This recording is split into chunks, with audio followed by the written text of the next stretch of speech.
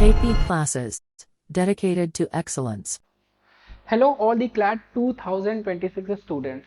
अब हमारे CLAT exam के लिए केवल और केवल 3 महीने का टाइम हमारे पास रहता है। तो ऐसे में हमें किस तरीके से लॉजिकल रीजनिंग वाले सब्जेक्ट को हम तैयार कर सकते हैं, उसके बारे में हम एक डिटेल डिस्कशन करने वाले हैं ये एक क्लास में। और ये जो क्लास रहेगी ये आपके लिए जो स्टूडेंट जो लॉजिकल रीजनिंग की तैयारी कर रहे हैं और या वो स्टूडेंट जो लॉजिकल रीजनिंग की तैयारी स्टार्ट कर चुके हैं, मतलब ये बिगिनर्स के लिए भी है और जो तैयारी कर रहे हैं उनको एक एग्जाम ओरिएंटेड डायरेक्शन देने के लिए भी है। तो सबसे पहले जब हम लॉजिकल रीजनिंग की बात करते हैं हमें समझना होता है कि लॉजिकल रीजनिंग में जो हमारे एग्जाम में क्वेश्चन आते हैं वो कैसे आते हैं।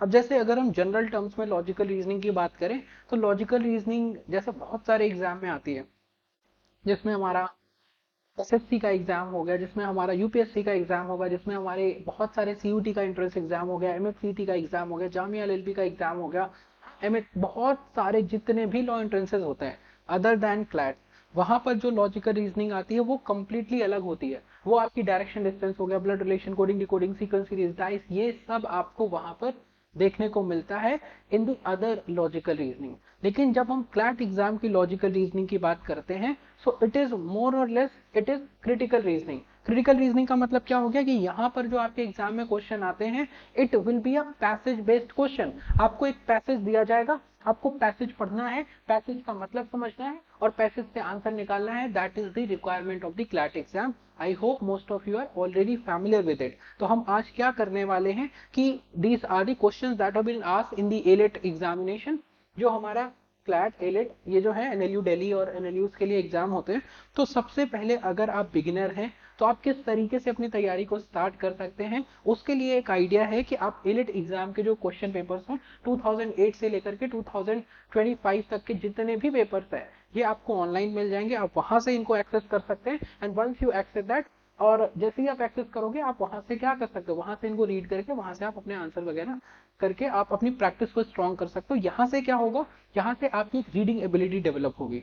जैसे जैसे अब यहाँ पे जैसे पैसेज बहुत छोटा सा है तो इसको पढ़ना, इसको समझना, इसको इंटरप्रेट करना बहुत आसान है। अभी यही पैसेज बड़ा हो जाएगा तो आप सीख जाओगे कैसे हम उसको पार्ट में ब्रेक करके समझ सकते हैं, सीख सकते हैं, कैसे हम उससे आंसर निकाल सकते हैं। Right, so let's talk about this passage number 1। ये किस बारे में पैसेज दे रखा है और ये सब हमारे रिसेंट ईयर्स में एलेट एग्जाम में आए हुए क्वेश्चन के पैसेजेस हैं।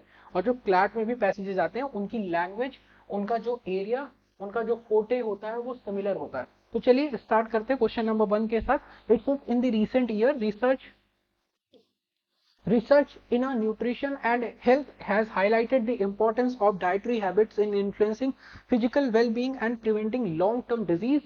Studies indicate that a balanced diet which is rich in fruits, vegetables, whole grains and lean proteins is associated with lower rates of obesity, diabetes and heart disease. Moreover, food choices are often shaped by factors such as socioeconomic status, availability of healthy food options and cultural preferences, suggesting that environmental influences play a critical role in dietary habits. अब अगर हम ध्यान से यहाँ पे इस passage को समझे what it is talking about कि लास्ट रिसेंट ईयर्स में जो जो स्टडी की गई, जो रिसर्च की गई, तो उससे हमें क्या पता लगता है इन न्यूट्रिशन एंड हेल्थ की फील्ड में जो हमने स्टडी किया तो उससे हमें क्या पता लगता है कि जो हमारी डाइटरी हैबिट्स होती है ना वो हमारी फिजिकल वेलबींग को अफेक्ट करती हैं। मतलब हमारी जो फिजिकल वेलबींग है ना वो हमारी डाइटरी हैबिट से बदल सकती है, चेंज हो सकती है, उसमें इंपैक्ट आता है। And preventing long term disease, और जो हमारी डाइटरी हैबिट्स होती है वो हमारी लॉन्ग टर्म डिजीज को रोकती है, कम करती है, उनको अफेक्ट करती है। तो स्टडीज इंडिकेट दैट कि जो बैलेंस डाइट जो लोग लेते हैं which are rich in fruits, vegetables and whole grains, they are associated with lower rates of obesity, diabetes and heart disease. मतलब जो लोग एक बैलेंस डाइट लेते हैं उनके लिए क्या है, उनके लिए पॉसिबिलिटीज कम हो जाती है ओबेसिटी की, डायबिटीज की और हार्ट डिजीजेस की। Then after that it says moreover food choices are often shaped by factors such as socio-economic status। मतलब जो हमारी फूड की चॉइसेस होती है ना वो हमेशा क्या होती है, वो सोशियो इकोनॉमिक स्टेटस की वजह से इंपैक्ट हो जाती है। मतलब हमारा स्टेटस क्या है, हमारी इकोनॉमी क्या है, हमारी फाइनेंशियल हेल्थ कैसी है, उससे हमारी हेल्थ डिसाइड होती है। तो अब यहाँ पे अगर हम बात करें विच of the following is most contradicted, कई बार हम पैसेज पढ़ लेते हैं, हम क्वेश्चन पढ़ना भूल जाते हैं।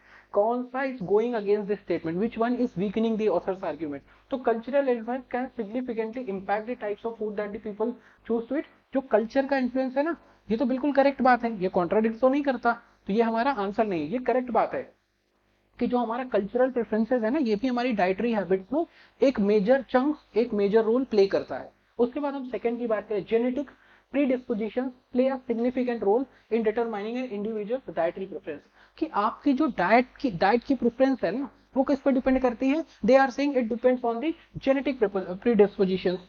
ये कहीं पर भी हमें पैसेज में जेनेटिक्स की बात नहीं की गई। डाइटरी हैबिट्स हमारी सोशियो इकोनॉमिक स्टेटस से अफेक्ट होती है, डाइटरी हैबिट्स हमारा इन्वायरमेंटल इन्फ्लुएंस से अफेक्ट होती है, हमारे कल्चर से अफेक्ट होती है, और उसके बाद किस तरीके का फूड कंज्यूम करते हो उस पर डिपेंड करती है, but they are not talking about genetic प्रीडिस्पोजिशंस।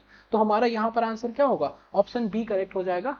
अब now I am taking only time to explain the passage, otherwise it will hardly take seconds, और ये आपके 2025 में आया हुआ क्वेश्चन का पैसेज है, तो आप समझ सकते हैं कि एग्जाम इज नॉट टफ अगर आपको कमांड है आपकी रीडिंग एबिलिटी पे, like we are doing it for this. We will be coming up with another video on YouTube, जहां पर हम क्या करेंगे, जहां पर हमारे क्लैट में आने वाले पैसेजेस को हम किस तरीके से डील कर सकते हैं, be talking on that. So this is about the question number 1। Let's move on to question number 2। Now it is talking about the field of psychology has increasingly recognised the role of emotional intelligence in personal and professional success. Research indicate that individuals with high emotional intelligence are better equipped with to manage stress, communicate effectively, and resolve conflicts. Furthermore, EI is what emotional intelligence has been linked to improve leadership qualities and team dynamics. While cognitive intelligence remains important, many experts argue that AI may be better predictor of success in the workplace. However, the measurement of emotional intelligence can be subjective and varies across different cultural contexts. Now, here they are talking about the importance of the emotional intelligence in personal success. There are so many research which indicates that people who are better in terms of emotional intelligence, they are better to manage stress, they are better to manage communication, and they are able to communicate, they are able to resolve the conflicts. AI has been linked to the improvement in the leadership qualities and team dynamics. तो जो हमारे अंदर की emotional intelligence है, ये हमें बहुत तरीके से हेल्प करती है। ये हमें मैनेजमेंट में भी हेल्प करती है, हमें कॉन्फ्लिक्ट सोल्व करने में भी हेल्प करती है, हमें स्ट्रेस रिमूवल में भी हेल्प करती है, हमें कम्युनिकेशन में भी हेल्प करती है, और ये हमें लीडरशिप क्वालिटीज में भी हेल्प करती है, टीम डायनेमिक्स में भी हेल्प करती है। विच of the following is most inconsistent, जैसे अभी हमने किया मोस्ट कॉन्ट्राडिक्टिंग, यहाँ पे क्या है, मोस्ट इनकंसिस्टेंट। तो यहाँ पर जब हम बात करेंगे, let's read the passage. The influence of cognitive intelligence is diminishing in the work success assessment, कि जो इन्फ्लुएंस है ना कॉग्निटिव इंटेलिजेंट का, उसका रोल नहीं है वर्क प्लेस सक्सेस में। जबकि अगर हम यहाँ पर देखें, while cognitive intelligence remains important, many argue that AI may be a better predictor of success in the workplace. मतलब यहाँ पर जो पहला ही ऑप्शन है, it is going against this statement. That means it can be the right answer. But let's talk on the all three. High emotional intelligence, enhanced skill in managing stress and resolving conflict. It is directly given in the passage. It is a correct statement, but we are looking for the statement which is going against the given data. So many experts believe emotional intelligence surpasses cognitive intelligence. This is also correct, directly given in the passage. Then after that, the evolution of the emotional intelligence may vary significantly across the different cultural environments. This is also the correct one, right? So we are looking for the one which is contradicting the given statement. So the option 1 is going to be the correct one. Now these questions will hardly take 20-30 seconds. You will be getting the answer. Let's talk on the question number 3. It is talking about the effective teamwork is crucial for a project success. और अगर आप खुद से करना चाहते हो, take a pause on the video and you can come back and then you can check the answer, right?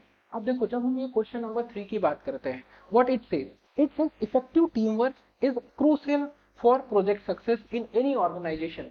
Research indicates that diverse teams which include members with different backgrounds and skill sets often produce more innovative solutions than homogeneous teams. अब यहाँ पर क्या बात की गई कि ऐसी जो टीम होती है जो डिफरेंट बैकग्राउंड के लोग जिसमें आते हैं, जो जिनमें डाइवर्सिटी होती है, effective team work is a crucial product. मतलब टीम वर्क बहुत जरूरी होती है किसी भी अच्छे प्रोजेक्ट के लिए एक ऑर्गेनाइजेशन में। रिसर्च इंडिकेट करती है कि जो डाइवर्स टीम होती है ना, जिसमें मेंबर डिफरेंट बैकग्राउंड से होते हैं और डिफरेंट स्किल सेट होते हैं, वो ज्यादा इनोवेटिव सोल्यूशन दे पाते हैं रादर देन होमोजेनियस टीम्स, कि जहां पर कोई वैरायटी नहीं है, एक तरह के लोग, एक स्किल के लोग, एक स्किल सेट के लोग काम करते हैं। उनसे ज्यादा आउटकम कौन टीम लाती है, जो डाइवर्स है। अब उसके बाद however team dynamics can be affected by the conflict if not manage properly. लेकिन ये जो टीम डायनेमिक्स है ना, जो यहाँ पे हम वैरायटी ऑफ पीपल लेकर के आ रहे हैं, अगर हमने इसको सही तरीके से मैनेज नहीं किया तो इससे क्या हो सकता है, इससे कॉन्फ्लिक्ट हो सकता है. Studies shows that the team with effective conflict resolution studies tend to achieve their goals faster and with higher satisfaction level among the team members. मतलब क्या हो गया कि ऐसी टीम्स, हम कौन सी टीम की बात करें, ऐसी टीम जो कॉन्फ्लिक्ट को रिजॉल्व करने में बहुत फास्ट है, जो कॉन्फ्लिक्ट को बहुत अच्छे तरीके से रिजॉल्व कर लेती हैं, वो ऐसी टीम्स हैं जो क्या है, जो ज्यादा डिलीवर कर पाती हैं, फास्ट तरीके से गोल को अचीव कर पाती हैं और अपनी टीम मेंबर्स के बीच में एक हार्मनी एस्टैब्लिश कर पाती हैं. Which of the following can be inferred from the passage? Organizations should avoid forming diverse teams to reduce conflict. अब सोचो, मतलब ये ऐसा हो गया कि इंसान को अगर मच्छर काट ले तो इंसान को मलेरिया हो सकता है, तो उसका समाधान क्या, इंसान को मार दो. क्या ऐसा हो सकता है, क्या ऐसा हो सकता है. यहाँ पे हम क्या बोल रहे हैं कि जो डाइवर्सिटी वाली टीम्स है, तो टीम जिनमें डाइवर्सिटी होगी वो ज्यादा आउटकम लेकर के आ सकती है. तो हम क्या करें, लेकिन इसमें कॉन्फ्लिक्ट हो सकता है, तो कॉन्फ्लिक्ट को सॉल्व करना समाधान है या डाइवर्स टीम ही हटा दो, ये समाधान है. मतलब इंसान को ही मार दो तो मलेरिया नहीं होगा, ये तो कोई वैसी बात नहीं है. तो आप समझिए, पहला is not can not be inferred from the passage. Homogeneous teams are always more effective, ये तो गोइंग अगेंस्ट स्टेटमेंट है और एक्सट्रीम स्टेटमेंट है, तो दोनों तरीकों से हम इसको चेक कर सकते हैं. Conflict within team is always detrimental to the, अगर टीम के अंदर कॉन्फ्लिक्ट होगा तो हमेशा प्रोजेक्ट की आउटकम को इम्पैक्ट करेगा. ये training programme on conflict resolution can improve team dynamics. अब ये क्या है, ऑप्शन डी करेक्ट हो जाएगा. तो जो ट्रेनिंग प्रोग्राम है ना कॉन्फ्लिक्ट रेजोल्यूशन के, वो हमारी टीम डायनामिक्स को इम्प्रूव कर सकते हैं. अगर हम कॉन्फ्लिक्ट्स को तरीके से रिजॉल्व कर पाते हैं, अगर हम टीम को बहुत अच्छे तरीके से मैनेज कर पाते हैं, तो ये क्या है, ये हमारे लिए, ये हमारी टीम डायनामिक्स को इंप्रूव कर सकता है. That is directly given in the passage. Team dynamics can be affected by the conflict if not manage properly. तो अब मतलब क्या हुआ, अगर हम इसको प्रॉपर्ली मैनेज कर लें तो टीम डायनामिक्स क्या है, इंप्रूव हो सकती है. Option D will be the correct one. So I hope you understand. और ऐसे ही पैसेज, ऐसे तीन, इस पैसेज को तीन और हिस्से इसके बढ़ा दो तो आपका क्लैट का पैसेज बन जाएगा. ऐसे ही पैसेज क्लैट में आते हैं. तो इसलिए जो लॉजिकल रीजनिंग हमें क्लैट में आती है, ऑल्दो लास्ट ईयर से they have started asking the analytical reasoning, जिसमें आपका सिटिंग अरेंजमेंट आया, तो हो सकता है कि अब क्वेश्चन यहाँ से भी आएंगे, यहाँ से भी आएंगे. You will be able to see the balance between both type of reasoning. तो एक है जिसकी आपको प्रैक्टिस बहुत ज्यादा करनी है, और दूसरी जो रीजनिंग है वो आपके लिए, चाहे हम लीगल की बात करें, चाहे हम लॉजिकल की बात करें, चाहे हम इंग्लिश की बात करें, ये सिमिलर रहती है. It is not like a logical.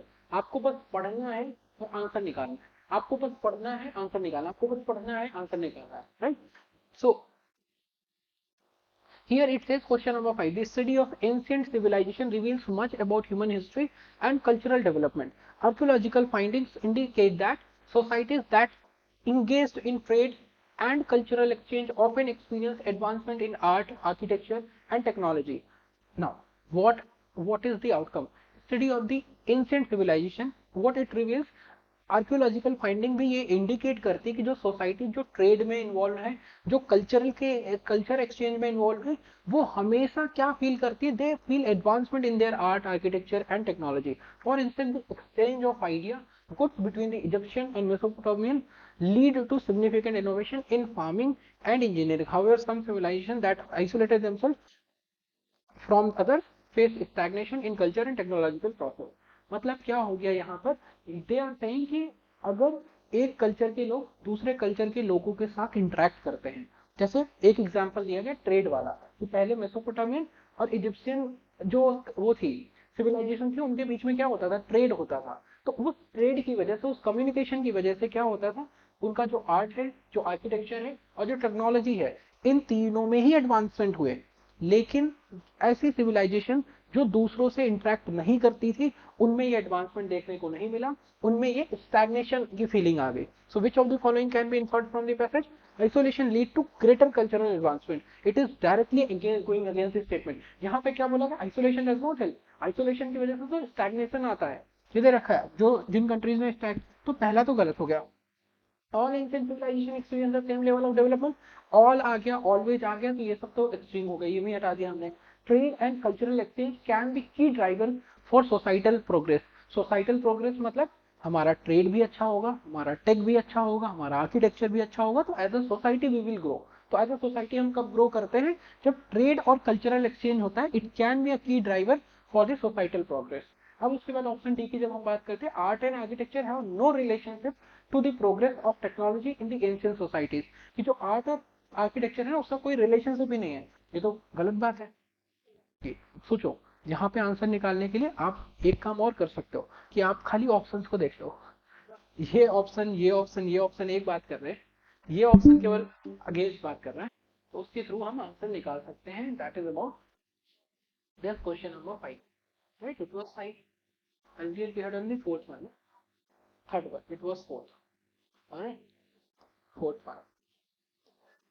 Let's come and discuss this question number 5. Okay, now the question number 5 says the exploration of space has captivated humanity for decades, sparking advancement in various scientific fields. Astronomers have discovered numerous celestial bodies, expanding our understanding in the universe and our place within it. Additionally, space missions have led to significant developments in technology such as satellite communication, material science. While the cost of space exploration can be high, the potential benefit including inspiring future generation, supporting international collaboration are profound. मतलब हम क्या बात करते हैं यहाँ पर कि जो एक्सप्लोरेशन ऑफ स्पेस है ना, ये इससे बहुत सारी चीजें, इससे हमें ह्यूमैनिटी को बहुत टाइम तक हमने क्या है, एक्सप्लोरेशन से has captivated humanity for decades, sparking advancement in the various scientific field. कि जो ये एक्सप्लोरेशन ऑफ स्पेस है ना, इससे बहुत सारे साइंटिफिक एडवांसमेंट है जो सोसाइटी ने देखे हैं, जो सोसाइटी ने फील किए हैं। लेकिन इसका एक एस्पेक्ट क्या है कि ये जो एक्सप्लोरेशन होती है बहुत महंगी होती है, लेकिन ये महंगी होने के बाद भी they are what, they have potential benefits including inspiring future generation and fostering international collaborations are profound. Which of the following can be inferred? The financial cost of space exploration can be sometimes outweighs its benefit. क्या कह रहे हैं कि जो financial cost है ना, जो पैसा लगता है, वो कई बार इनसे आने वाले बेनिफिट से ज्यादा हो जाता है। जबकि ध्यान से देखो यहाँ पे क्या दे रखा है, while the cost of space can be high, the potential benefit are higher. मतलब क्या है यहाँ पर कि हो सकता है स्पेस एक्सप्लोरेशन की कॉस्ट बहुत ज्यादा है, लेकिन स्पेस एक्सप्लोरेशन की कॉस्ट बहुत ज्यादा है, लेकिन उसके बेनिफिट क्या है, और भी ज्यादा है, और भी हायर है। तो ये तो बिल्कुल गलत बात होगी कि भाई कॉस्ट ज्यादा है बेनिफिट कुछ है ही नहीं, ये तो गलत हो गया। स्पेस एक्सप्लोरेशन प्राइमरली सर्व साइंटिफिक कम्युनिटीज मोर देन दी, अच्छा मतलब ये साइंटिफिक सोसाइटी को ही हेल्प करता है, पीपल इन जनरल को हेल्प नहीं करता, तो ये भी गलत है। अब अगर हम जनरल एस्पेक्ट में समझे, हम सैटेलाइट कम्युनिकेशन यूज करते हैं आज के टाइम में, तो सोसाइटी के लिए बेनिफिट है ना। जहां पर मान लो जहां पे ये टेलीफोन नेटवर्क काम नहीं करता, वहां हम सैटेलाइट के थ्रू कम्युनिकेट करते हैं, सैटेलाइट के थ्रू हम लोकेशन को, कोई प्लेस को लोकेट करते हैं। तो आजकल so many things we are doing through this, you know, because of these explorations. So it is not only helping the scientific communication, it is also helping the society in a way. Technological advancement resulting from the space mission are limited to the astronomy. इससे जो benefit है वो केवल और केवल astronomy तक limited है, ये भी गलत। ये लिमिटेशन की बात करता है, ये भी लिमिटेशन की बात करता है, ये बात करता है कॉस्ट ज्यादा है वो पैसा कम है, तो कौन सा करेक्ट हो जाएगा? ये करेक्ट हो जाएगा। The potential benefit of space include inspiring future generation and promoting global cooperation. ये लास्ट लाइन पूरी एज इट इज यहाँ पे दे रखी है। तो मोस्टली हमारे एग्जाम में जो पैसेजेस आते हैं, ये रिसेंट में आए हुए क्वेश्चन का एक सैंपल है, एक मॉक है, कि आपको एक आइडिया लग जाए कि किस तरीके से हमें इन चीज़ों को पढ़ना है, समझना है।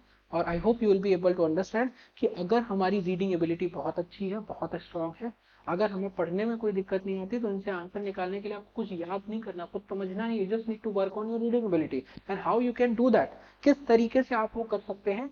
Although we are going to cover the entire thing from basic, from scratch till the end in this course itself, हम ये सब कुछ कवर करने वाले हैं, जिसमें आपको पूरी की पूरी क्लासेस लाइव ऑनलाइन मिलने वाली हैं, जिसमें आपको जितनी भी क्लासेस हैं उनका रिकॉर्डेड बैकअप मिलने वाला है, कंप्लीट रिवीजन हम ये 3 मंथ्स में करने वाले हैं। और उसके साथ साथ this is not only it कि इसमें बस क्लासेस मिल गया, रिवीजन मिल गया, क्लासेस होंगी, रिवीजन होगा, फिर उसके बाद आपके मॉक टेस्ट होंगे, ताकि आपको आइडिया लग जाए आपकी तैयारी कैसी है, आप कहाँ पर स्टैंड करते हैं, और end to end syllabus coverage जो आपको यहाँ पर इस कोर्स में मिलने वाली है, ताकि आपको किसी भी तरह का डाउट, किसी भी तरह की क्वेरी, किसी भी तरह का कंफ्यूजन नहीं होना चाहिए towards the completion of the syllabus. तो हमें ये चीज ध्यान रखनी है, ये चीजें अगर आप एक बार समझ गए, ये चीजें अगर आप सीख गए, there are so many question which will be covering. तो अगर आप ज्यादा इसकी जानकारी चाहते हैं, you can follow us on the YouTube, you can call on the numbers which are given in the description box, ताकि आपको ये चीजों का एक आइडिया लग जाए। तो ये वाले टाइप के क्वेश्चन है जो हमारे एग्जाम में आते हैं। कुछ हैबिट्स होती है जो हमें बनानी है, जो हमें डेवलप करनी है, और अगर आप ये टिल एग्जाम करके लेते हो तो आपके सिलेक्शन के जो चांसेस हैं वो बहुत ज़्यादा बढ़ जाते हैं। हमें करना क्या है, एटलीस्ट हमें डेली 2 पैसेज सॉल्व करने हैं। डेली डेली डेली, डेली मतलब डेली 2 पैसेज हमें करने हैं लॉजिकल रीजनिंग के, 2 पैसेज हमें सॉल्व करने हैं लीगल के, और उसके बाद मिनिमम 2 डीआई सॉल्व करने हैं इस एग्जाम के लिए। अगर आपने ये दो दो दो अगर आपने 6 क्वेश्चन करने स्टार्ट कर दिए, 2 डीआई के सेट मतलब 10 क्वेश्चन, 2 एलआर के सेट मतलब 10 क्वेश्चन, 2 लीगल के सेट मतलब 10 क्वेश्चन, और उसके साथ साथ आपको अपनी तैयारी भी करनी है, मॉक भी करना है। अगर आपने इतना सब कर लिया तो आपके सिलेक्शन के चांसेस बहुत ज्यादा बढ़ जाते हैं, आपका सिलेक्शन इंश्योर हो जाता है। लेकिन हमें ध्यान ये रखना है कि हमें ये प्रैक्टिस टिल एग्जाम तक करनी है। हम एग्जाम से पहले तक इसको नहीं रख सकते कि भाई इतना हो गया अब क्या कौन करेगा, ऐसे काम नहीं चलता। I wish you all the very best, and for such more informative videos you can follow us on our YouTube channel. I wish you all the very best. KP Classes. Dedicated to excellence.